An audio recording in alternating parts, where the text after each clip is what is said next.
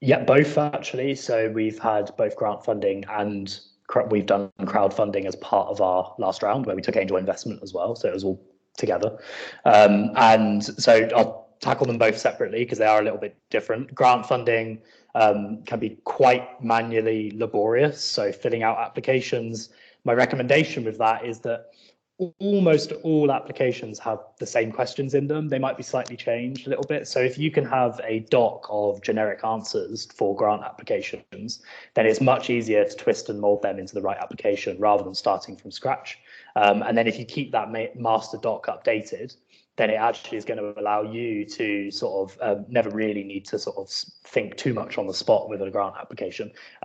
The only other thing I'd say with grants is that they are very niche a lot of the time. It's quite hard to find very generalist. And if they are very generalist, then they're very, very competitive.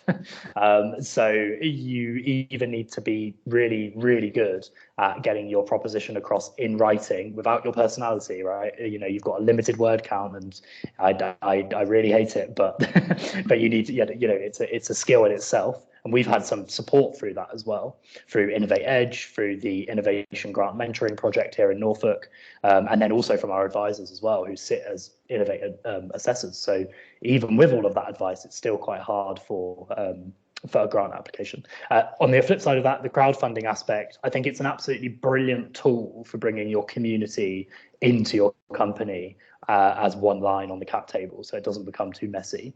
But it also is a really good way of engaging them, and they become your biggest fans because they are also vested into your company then, not just because of the emotion, but because they put money into it. And again, that comes with lots of benefits, as with any other angel investor. But also, it's going to mean that you can potentially exponentially grow your customer base because they will shout about it more than maybe your average angel investor would. So that's one bonus of it. However, there are many, many challenges with crowdfunding.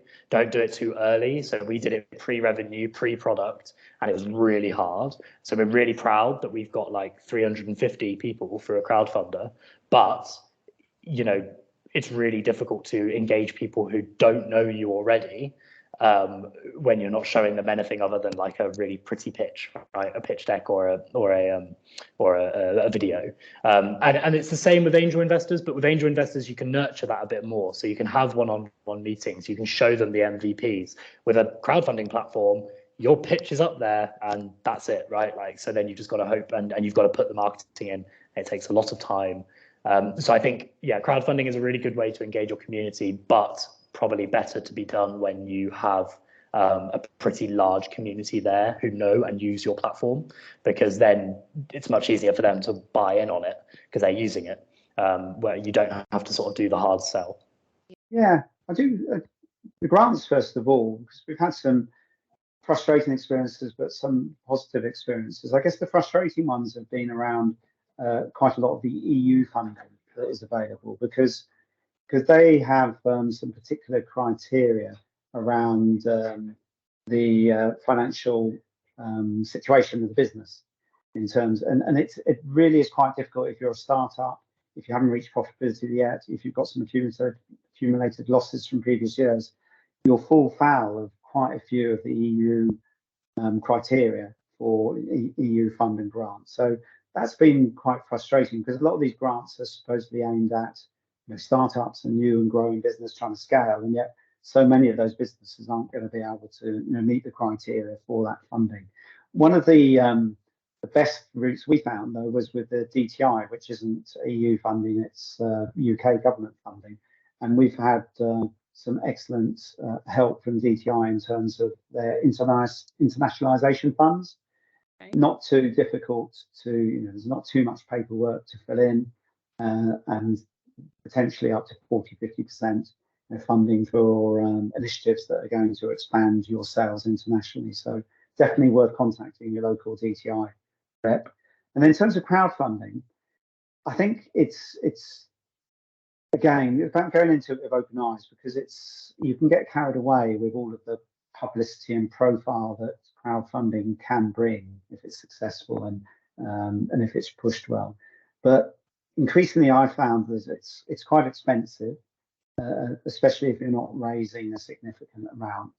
Anything under probably $500,000 it gets very expensive because they have their fees are based on percentages, and there's always a minimal amount as well.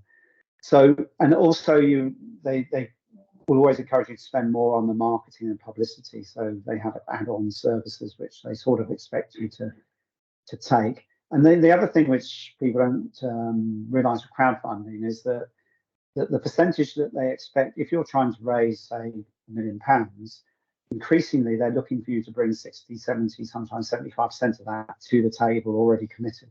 So when you see a crowdfunder go live and all of a sudden they're 75% funded, often that's nothing to do with the crowdfunding platform. That's people, existing investors or new investors that you're bringing in who have committed, but they put it onto the platform to obviously make it seem like you've had a fantastic start to it. Yeah. So quite often you can put a lot of time and effort into raising 10, 20% of your overall raise. And you do need to spend an awful lot of time and effort on it in terms of the marketing, the awareness, and pushing it out to people to make it worthwhile. So it has got its place, definitely. The final thing on crowdfunding is that quite often their investors' agreement, the shareholders' agreement, which they have in place, just be very careful about how that's written, because sometimes they're looking for more advantageous terms and conditions than standard investors are.